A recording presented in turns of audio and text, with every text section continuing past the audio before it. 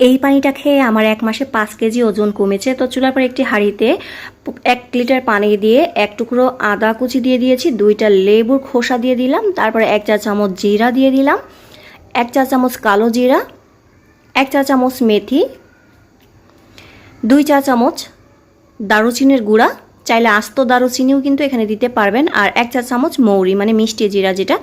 এখন সব কিছু খুব ভালো করে মিশিয়ে নিচ্ছি। তারপরে এটাকে 8 মিনিটের মতো ফুটিয়ে নেব।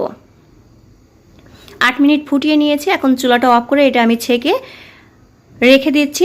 আর আমার যতটুকু এখন খাওয়ার প্রয়োজন আমি ততটুকু খাবো, আর বাকিগুলা আমি ফ্রিজে রেখে দেব। যখন খাবো তখন আর কি বের করে লেবুর রস দিয়ে খেয়ে নেব। আমি 3 দিনের জন্য বানিয়ে রেখেছি। আপনারা এই পানিটা খেতে পারেন সকাল, দুপুর এবং রাত্রে ঘুমানোর আগে। সাথে ডায়েট করবেন, দেখবেন আপনারাও 1 মাসে 5 কেজি ওজন অনায়াসে কমিয়ে নিতে পারবেন খুব সহজেই। আশা করি আপনাদের ভালো লেগেছে।